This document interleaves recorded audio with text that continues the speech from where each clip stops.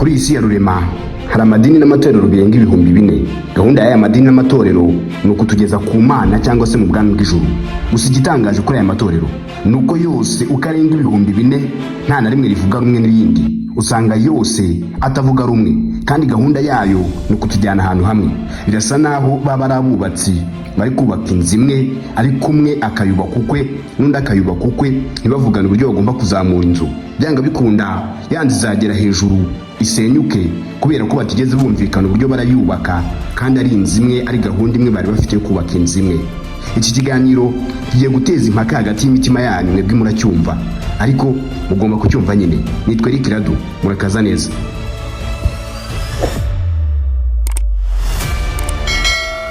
Ibi natangiyeho mvuga ko amadini atavuga rumwe, ntabwo ari ngiye nyine ubifitiye gihamya, kuko nawe ufite gihamya.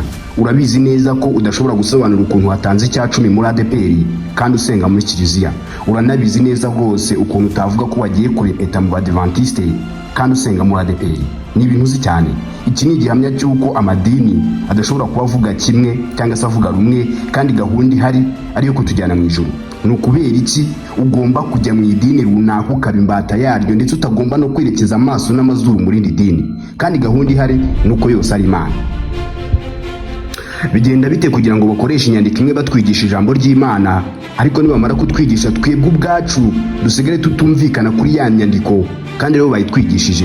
Umudivantiste nahura n'umukatolike batera impaka, yewe ntizinarangire kuri Bibiliya, kubera ko padiri afite uko yayigishije na pasiteri akagira uko yayigishije, kandi mu by'ukuri inyandiko ari zimwe.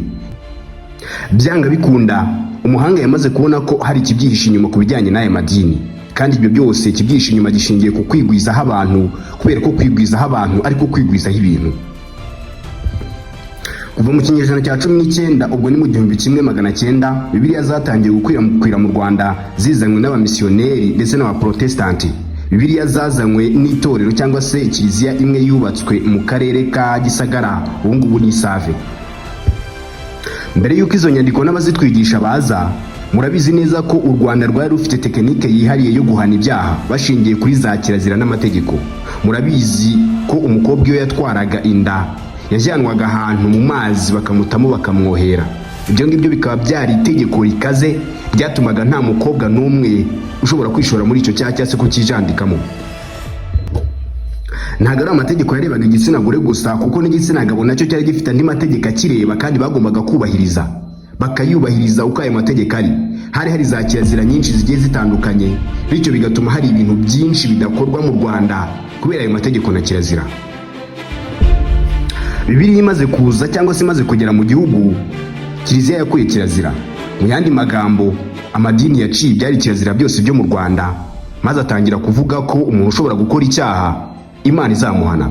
Kubwira umunyarwanda ngo Imana izamuhana kandi atayibona, akagikora bwa mbere ntimuhane, akagikora bwa kabiri ntimuhane, ibyo byamuteye guhora agikora, kubera ko izo nyandiko zanavugaga ko yewe uramutse ukoze icyaha ukihana cyangwa se ugasaba imbabazi Imana ishobora guhita ikubabarira.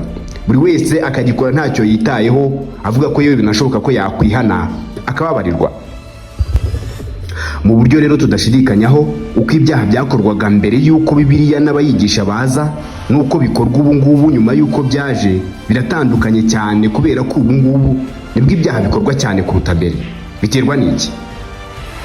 Birasa naho izi nyandiko n'abazitwigisha baduhaye kwisanzura gukabije ku bijyanye no gukora icyaha, kubera ko buri wese arabizi neza ko igihe yakoze icyaha cy'indengakamere ashobora kwegera padiri cyangwa pasiteri akamubatiza, maze akamubwira ko cya cyaha gisibanganye.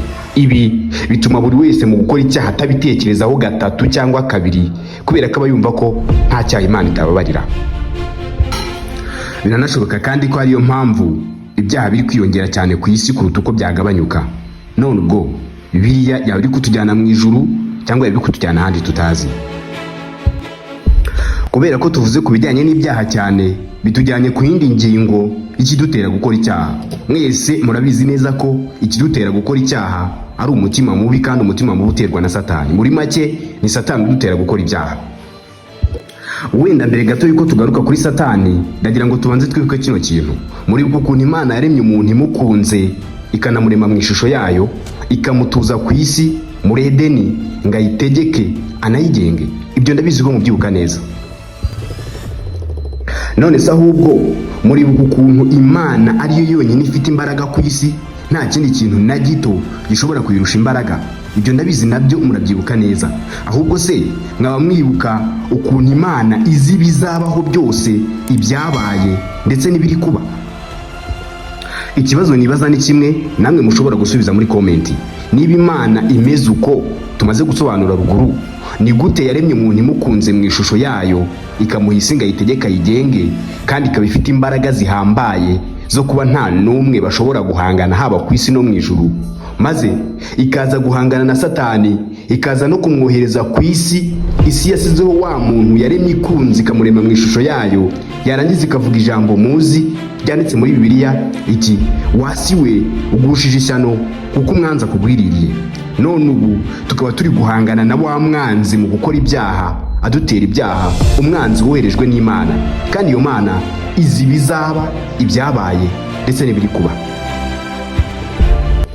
Ibi ngibi ubitekerejeho cyane ushobora kwiha igisubizo, ariko igisubizo wakwiha cyaba cyenda gusa nuko Imana ishobora kuba itarizi neza ko wenda Satani azabaho cyangwa se azahangana nayo, bityo ikaba itarizi neza ko azayitwarira abantu. Ubu kuri ubu ngubu twebwe abantu nitwe dusigaranye urugamba rukomeye rwo guhangana n'umwanzi sekibi ari we Satani, kandi urwo rugamba rwagakwiye kuba rwarasojwe n'Imana kera mbere y'uko ibyo byose bibaho. Niba iyi nyandiko rero uwayanditse ubwe ataribeshye, birashoboka ko Imana ubwayo mu kurema ariyo yibeshye. Ntabwo byumvikana ukuntu Imana yari kurema abantu bo guhangana n'umwanzi wayo, kandi bizi ko uwo mwanzi wayo rwose azaza agahangana n'abo bantu. Ntabwo Imana ari bubareme ibakunze ngo bareme mu ishusho yayo. Byanga bikunda hari icyihishe muri ibi bintu. Hashize imyaka igera ku 124 inyandiko ya mbere ya Bibiliya igeze mu Rwanda, ariko tugomba kumenya ko mbere y'uko iyo nyandiko ya Bibiliya igera mu Rwanda, hari abantu benshi batuye u Rwanda kuva ku bwa Gihanga kugeza kuri ubu. Abo barutuye babayeho batazi inyandiko ya Bibiliya, ariko bafite ukundi kuntu bizera ku bijyanye n'iyobokamana. Ikibazo nibaza, abantu benshi bapfuye batazi ibya Bibiliya cyangwa se batarigeze bigishwa nk'uko turi kwigishwa ubu mu nsengero, bagiye hehe? Bagiye ikuzimu, bazajya ikuzimu cyangwa bazajya mu ijuru? Icya kabiri, ko hari amamiliyoni menshi y'abantu batizera ndetse n'ibihugu byinshi bitizera izi nyandiko, abo bantu ku munsi w'urubanza nk'uko izi nyandiko zibivuga bazajya he? Bazacirwa uruhe rubanza? Nigeze kubaza umuntu nti witwa nde, arambwira ngo yitwa Bikorimana Joseph. Ndangije ndamubaza nti ese Bikorimana Joseph warabatijwe? Arambwira ati yego narabatijwe. Ndamubaza nti iri Kristo ni irihe, iri pagani ni irihe?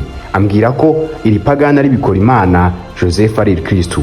Iryo wiswe n'ababyeyi ni irihe, iryo utiswe n'ababyeyi ni irihe? Ambwira ko Bikorimana ariryo yiswe n'ababyeyi, hanyuma Joseph ariryo yabatijwe. Ndangije ndamubaza nti gute wemera ko izina wiswe n'ababyeyi ndetse yewe Bikorimana ribiri pagani? Ese uzi igipagani cyari cyo? Arambwira toya. Namusobanurira mubwira ko igipagani ari ikintu kitejejwe habe na gato kandi kibi, bityo rero iryo zina yiswe n'ababyeyi Bikorimana ntiryejejwe kandi ni ribi cyane.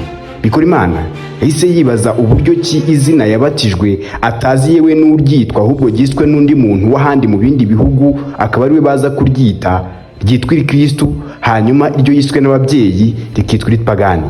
Sinzi nawe kubyumva. Ndabashimiye. Nitwa Eric Radu, kandi nkunda ko mukora subscribe ku Dushya Kingdom. Tuzahure mu biganiro byacu by'ubutaha. Ciao ciao.